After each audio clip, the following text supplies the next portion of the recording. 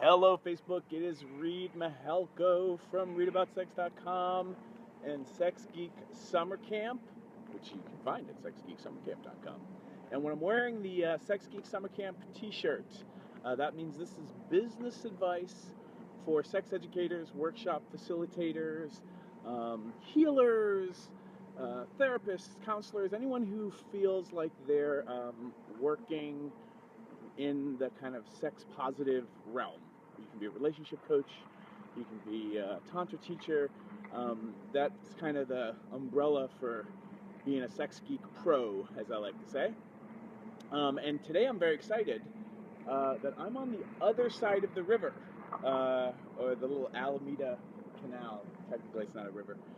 But usually Allison and I, or myself, I'm walking over there. And today I came over here because I wanted to show you there's a really cool mural that this is his art project day here. Just going to walk the mural, and I'm going to walk by the river as we talk about some businessy things. And as you're signing on and saying hi, let me know where you're saying hi from, because that seems to be that's exciting for me, just to hear that. And also share what kind of sex education or relationship intimacy stuff you do, or what kind of workshop leader you are. This business advice, I love this mural. This business advice is useful for almost anybody who's trying to help people with their areas of expertise, being somebody who is a sex educator. And nobody ever became a sex educator to get rich, I don't think. And that's kind of the end of the mural. But I struggled a lot to try to make a living and was hustling, 2 or 3 jobs back in Manhattan in 2004 when Cuddle Party was first created and came into being. So happy 13th birthday, Cuddle Party. Thank you, Marsha Baczynski, for being my co-creator in Cuddle Party and helping all those years ago get the website up and help design the facilitator training for Cuddle Party facilitators.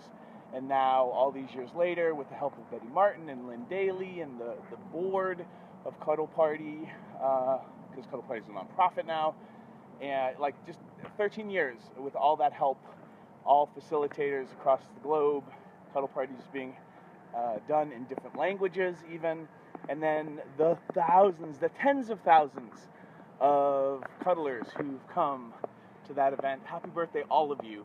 Without you and the media and the facilitators and Len and Betty and Marcia, none of this would have happened, and it wouldn't still be a thing. So that's exciting. That being said, happy birthday. Now let's talk about business. We've got Sex Geek Summer Camp coming up this summer, and that's many months away, even though it's quickly approaching. And I also have a workshop called Sex Geek Design Studio that's about designing workshops and content and curriculum.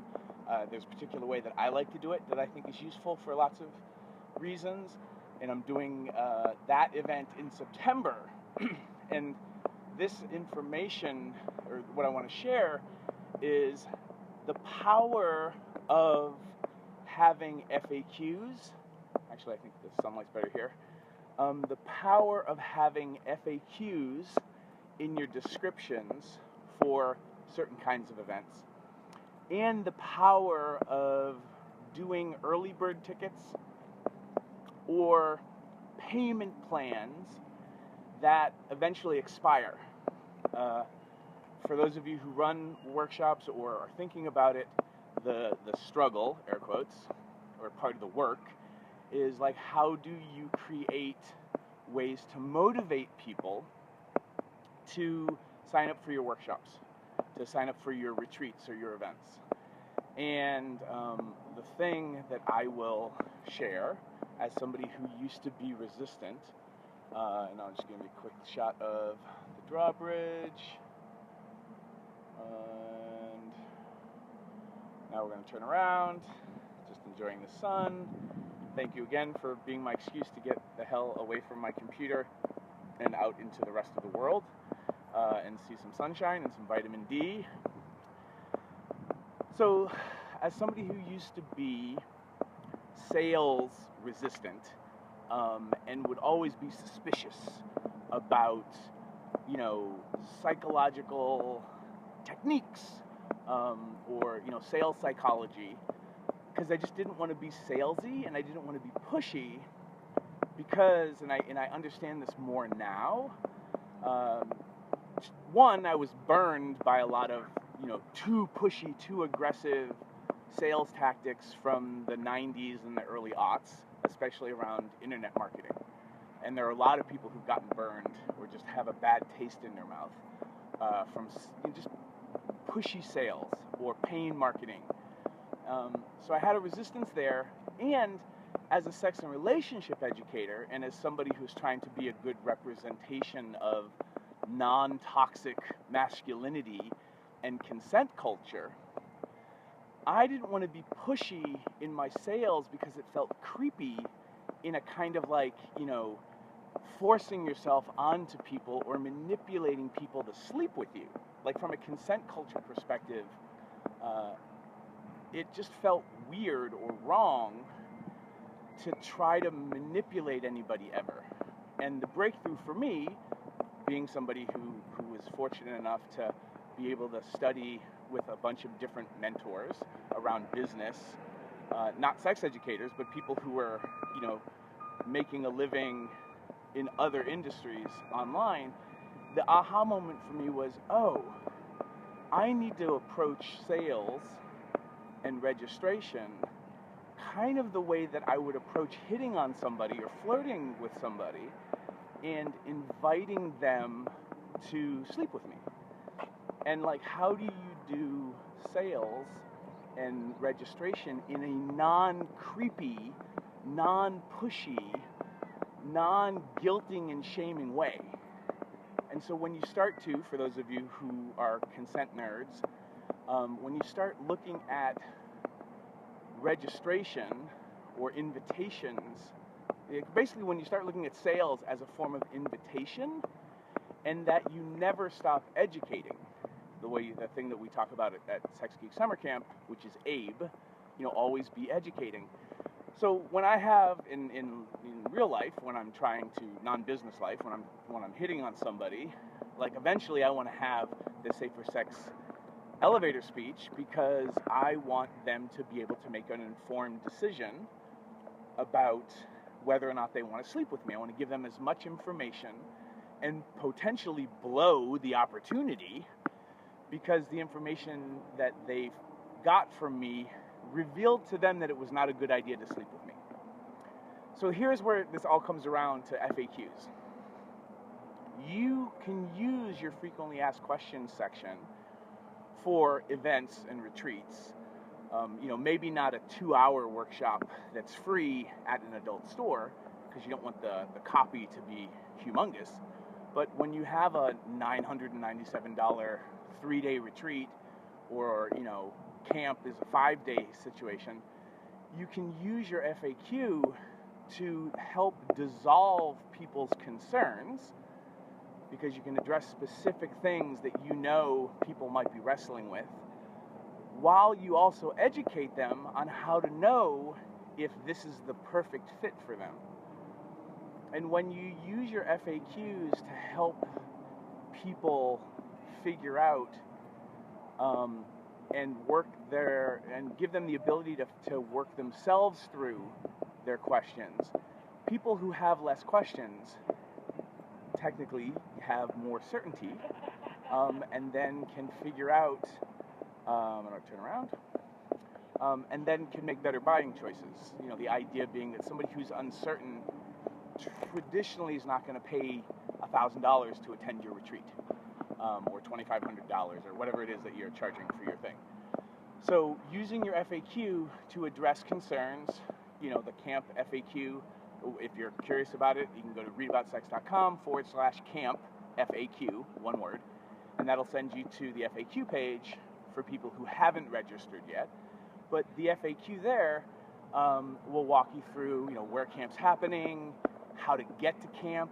We charter a bus to just bus people from the airport all in one shot to the camp in West Virginia. That way, that 2.5 hour ride to the campgrounds, you're bonding with other sex educators. And so that will, it says in the FAQ that we do this to make it easy, but also so you start to get to know everybody. And then you arrive at camp already having met people. It also is kind of fun because it's, for me as a nerd about summer camp, it's the bus to summer camp, and then you play games and get to know people. So again, what are the FAQ questions you can be answering to help dissolve people's concerns and give them more information so that they can make a more informed choice? That helps people be a yes to your event, and it also drives the wrong people away. The people then get to understand or have certainty if they shouldn't buy your product or your program or come to your retreat. And you as a facilitator will have a better time, I think, teaching an event filled with the right people who should be there, rather than having to deal with all the upset and problem solving of running an event with all the wrong people at the event. And so this is a very different way than most people would think about registration, because in the old version, the 90s and the early aughts, it was all about the sale. So you wanted to make as many sales as possible. But for us as event organizers, you want to fill the room with the right people for the event, because it makes it easier and it makes it a better event, and it's more positive and people have a better experience, rather than having a workshop filled with people who came to the wrong event, who made the wrong choice, and now you're the one in charge that has to try to fix that on the fly, and that's usually not worth the money. And then you'll have higher return rates, people asking for their money back, people having a bad experience, and then they say that your workshop sucks, and it's not a sustainable model. The other thing I want to cover, and I'll try to read some comments. Hey Romy, yay, Soul Play, the event. Romy, if you can put the link to Soul Play in the comments, because I'm going to be teaching at that, and this is a great example of this next point, which is how do you have, if this is congruent for you, there's no right or wrong way, but I would consider having early bird tickets, because you will have people who like to buy things first and who like to get a deal. As an ex-New Yorker, I love a deal. So you'll have people who know that they want to be at the event. They'll buy their tickets early so they can save a little bit of money. And for you as an event organizer, what I would recommend is set a limit on how many early bird tickets there are. Or at the very least, you have to put a deadline, these are the early bird tickets and they expire by when. That will motivate people who want to get a deal. You can promote the early bird ticket thing expiring. But if from an event perspective, you may want to consider choosing the number of early bird tickets, if you want to limit them, to meet a certain financial requirement of yours. What I like to do, not with every event, but sometimes, is let's say I have 20 early bird tickets available. Those 20 early bird tickets, when I've sold them, that amount that comes in meets a certain requirement of mine. Let's say if I sell 20 tickets at the early bird price, I will have brought in enough money to pay for the venue or to meet my basic operating expenses. And then what happens there is, when I meet that number, now I'm moving more towards being in the profit range for the rest of my ticket sales. This might not be feasible for really big events where you need several hundred people to be there to be making a profit, but certainly if you're running a smaller weekend event or something, do the math and figure out the ideas of, well, if I have, 15 early bird tickets or 10 or whatever, that meets my basic costs, so that then what I sell after the early bird special puts me in the profit range. You might have to, play a little bit with numbers to figure out how that works for you. But generally speaking, I like that psychologically, because then if I meet those numbers with the early bird special, I know I'm going to have people registering last minute usually. And then, throughout the rest of the promotions, I'm hopefully going to be selling tickets. And maybe I'm having a contest or something else to help with promotions.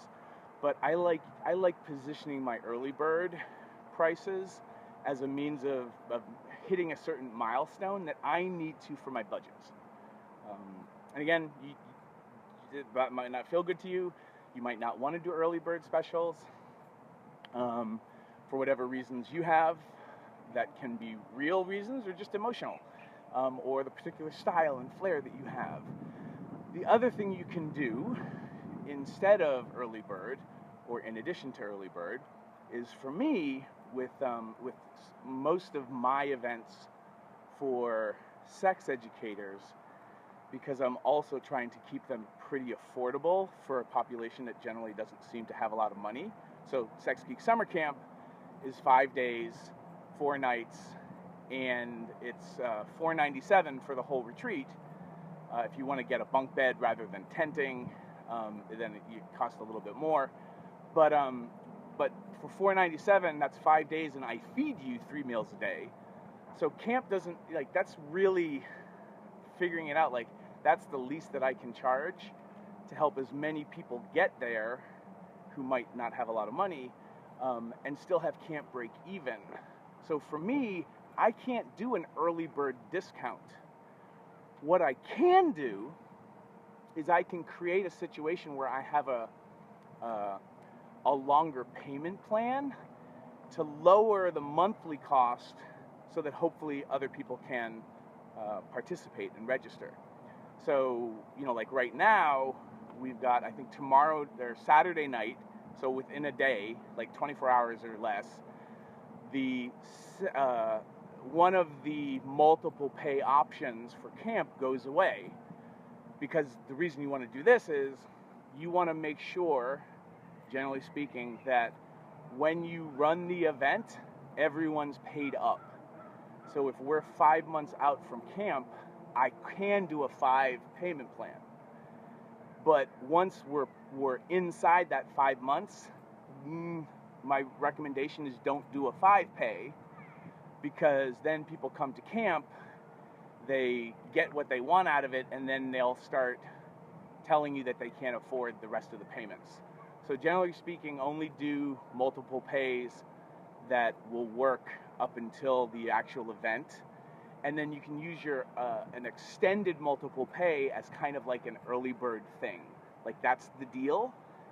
And then always charge a couple of dollars extra in your multiple pays, usually because there's recurring charges fees, and you're just going to have to put up with more pain in the ass from people you just have to track people down and chase them down for money. So now you have 5 months of doing that versus 3 months. So always have a full pay option. I think you should always have a 3 pay option. It just helps. And then if you're 5 months out or 7 months out, you can do a 5 or 7. Honestly, I don't recommend it, but if you want to create something special to help more people be able to register, multiple pays are a pain in the ass, but I think they can be really helpful for your demographics. So, in this situation, we've got camp coming up in July, the end of July, and then right before CatalystCon, I'm doing a 3-day Sex Geek Design Studio to teach people how to design workshops. That's 7 months away. So for the people who want to go to both, I'll create, and this will expire tomorrow night. I have a 7 pay that allows people to do all of it on a payment structure. So again, I'm just trying to help make people, make it easier for people to say yes. and it might not be worth your time. You might try these things out and be like, God, I hate doing anything but a one pay, or I only do one pays and three pays. That's fine. But these are just ideas to try to help make your events more accessible financially, and for you to set yourself up to also be able to pay your bills and make a living doing what you do. So I will put the links to those payment options because the 7 pay for camp and design studio, that isn't listed anywhere. Like, I need to just share the link with you.